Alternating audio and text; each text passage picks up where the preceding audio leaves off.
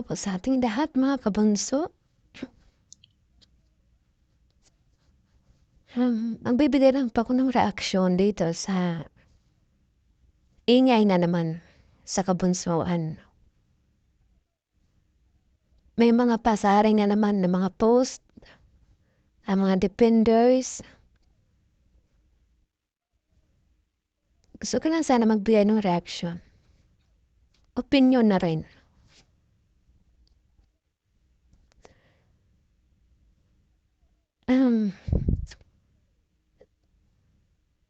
Alam niyo mga kabunso,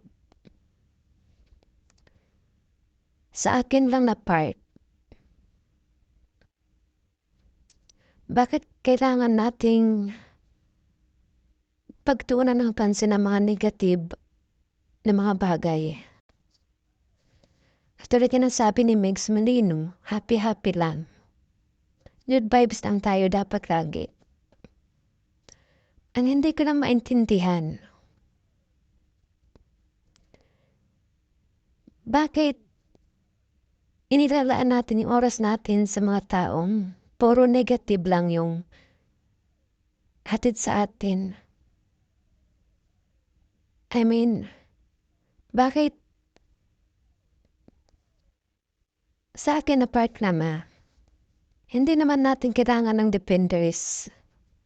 Bakit nagkaroon ng defenders na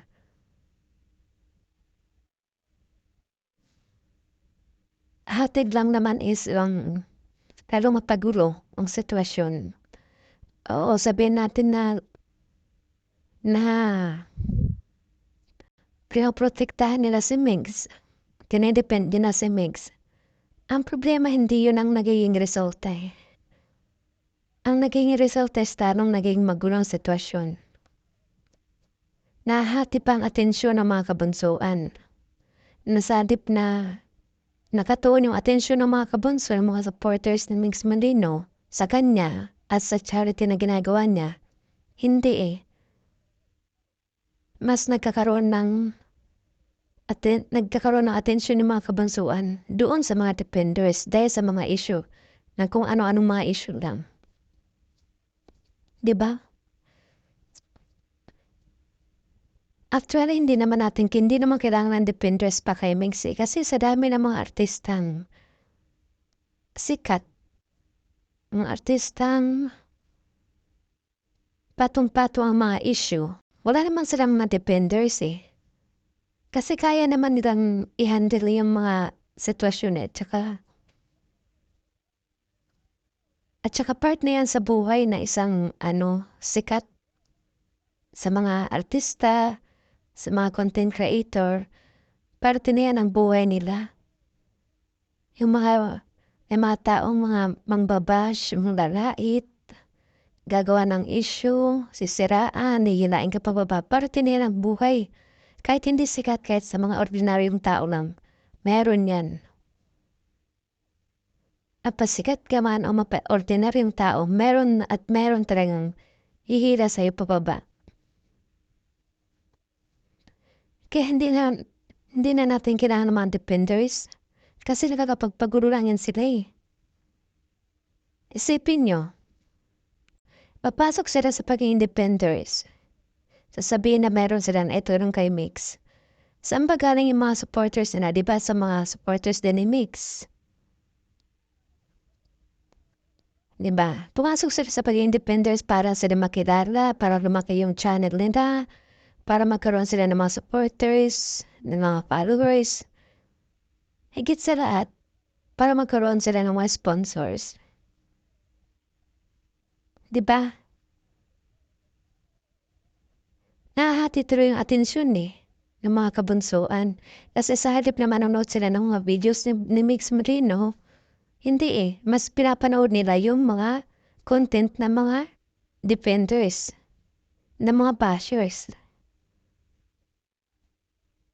Nawawala yung atensyon ng mga kabunsuan kay Bunso na siya yung sinusuportahan natin. Isipin natin si Bunso Megs Molino yung sinusuportahan natin pero nawawala yung atensyon natin dahil sa mga negative na mga bagay galing sa ibang na kunwari yung mga dependers,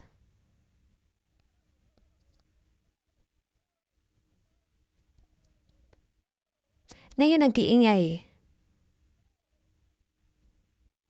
May bashers daw, may ano daw. Pareho lang eh. Merong pinagkaiba eh. Pera-pera lang yung ano niyan eh. Ang pupuntahan, pera-pera lang.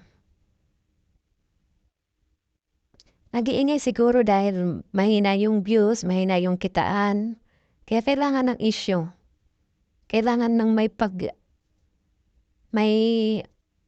pag-uusapan. Mga feelingerong sikat din eh. Hindi na natin kailangan ng defenders kasi andyan naman mga founder. Each team, each group may mga founder.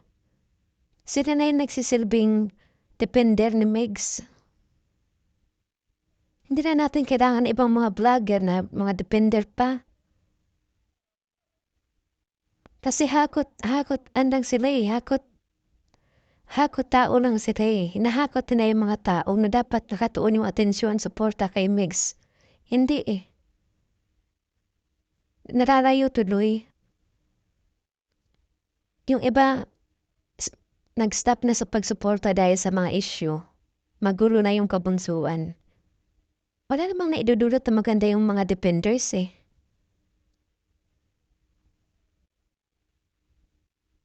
Hakot sponsors lang. Hindi na natin kailangan sila kasi andyan naman mga founder. May mga founder nga, each team, each group may mga admins. Sila na yung nagsisilbing defenders ni Migs sa mga negatibong tao na gusto siyang papagsakin. Kaya nang i-handle yan, lalong-laro na si Migs, kayang-kayang i-handle yan. Hindi lang si Migs pumapatol sa mga issue dahil alam niya naman na wala siyang ginagawang masama. Wala siyang ginagawang hindi maganda sa kapwa niya. Kaya hindi kailangan patulan ni Migs yung mga issues sa kanya. At ang totoong professional na tao, hindi sumasagot sa mga issue. Once na magpaliwanag ka, tama na yon. Hindi mo na kailangan paulit-ulit ang sagutin. Bawat issue sasagutin mo, hindi na kailangan yan kung totoong professional ka. At tulad ni Migs, edukarong tao, desente, formal, may pangalan. Kaya hindi niya kailangang sagutin yung mga ganyang bagay. Bahala na yung mga taong gusto siyang papagsakin, mga taong hinahanapan siya ng mali. Hindi niya na kailangang bigyan ng atensyon yan. Kasi ang purpose niya is yung makatulong. Makapagbigay sanity sa mga tao. Sa mga taong mas sigitan na kailangan. Kaya yung mga issue na yan, yung mga bashers ni Megs, hindi natin kailangang pansinin yan. Kasi binabash nila si Megs kasi may mga content sila, kasi mga vlogger sila. Kailangan nila ng pera, kailangan nila ng viewers. Kaya gagawa sila ng content kasi sira ni Megs, gagamitin si Megs para sila kumita. Ganun lang kasimple. Kaya sa mga sponsors din sana, mag-focus na lang po tayo sa pagsuporta natin kay Megs. Suportahan po natin yung charity niya direct kay Megs. Hindi natin kailangan ng mga defenders. Hindi natin kailangan ipadala pa yung mga suporta natin, mga financial support natin para sa mga tutulungan ni Megs sa mga taong nangangailangan. Andyan yung mga founder eh. Sa kanda na dapat direct. Sila na kaya na nila yung i-handle eh. Hindi na natin kailangan mga defenders.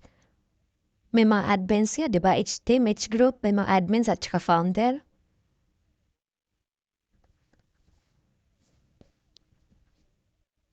Lalo lang nasisira si Mix dahil yan sa palitan ng issue, palitan ng salita, lalo lang nasisira si Mix diyan, eh. Lalo lang gumugulo yung mga bagay-bagay.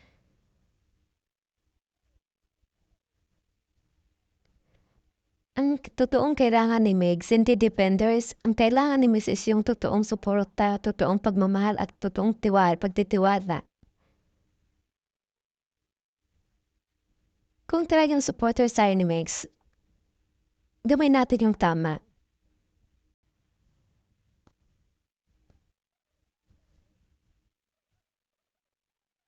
Sa halip na manood tayo sa mga issue, sa mga vlog na mga vloggers na may issue against me, sa halip na panoorin natin yun, doon nga tayo manood sa mga vlogs ni Migs. Doon tayo mag-focus. Huwag natin bigyan ng oras, atensyon yung mga negatibong issue. Mga bagay-bagay na paninira lang.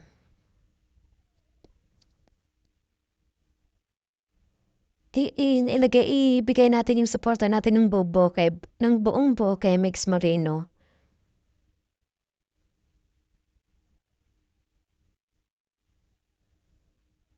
Huwag nating pansinin yung mga negatibong bagay. Yung mga bashers, normal lang yan. Kahit saan, kahit kailan. Andyan yan. Hindi yan nawawala sa buhay natin. Mapa-ordinaryong tao ka man o sikat, meron taong hihilain ka pababa, sisirain ka. Kasi dun sila masaya, eh. Lalo na yung mga vlogger, content creator, dyan sila kumikita, eh. Kaya bakit natin silang bibigyan ng atensyon? Mag-focus po tayo sa panonood sa mga vlogs ni Mix Moreno. Magbigay tayo financially para sa mga taong tinutulungan ni Migs. Sa pamamagitan yan, doon natin may papakita yung totoong suporta natin. Totoong pagmamahal natin.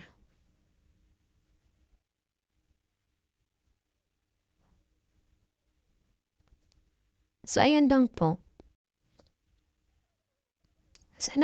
Sana po tigilan na po natin yung mga issue, gawa-gawa ng mga issue na ikakasira lang ng kapwa natin. Kasi wala tayong patutunguhan yan, eh.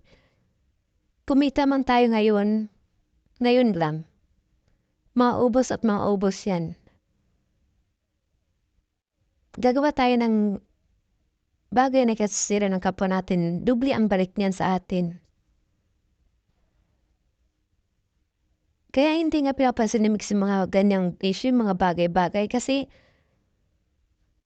wala namang kwenta, eh. Alam niya naman sa sarili niya na wala siyang ginagawang masama kundi ang mapasaya lang ang mga taong sumusuporta sa kanya. Mga taong nagmamahal sa kanya. Yun din naman ang ano ni Mix, eh, yung makatulong sa kapwa, makapagbigay ng saya. So sana tayong mga supporters niya, sana ganun din gawin natin. Iwasan natin yung mga negatibong bagay, yung mga negatibong tao. Hayaan natin sila, huwag natin silang pansinin.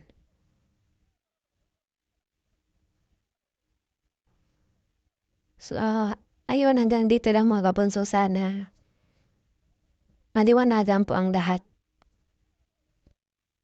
Sana wag na natin dagdagan ng problema, iniisip ni Mix.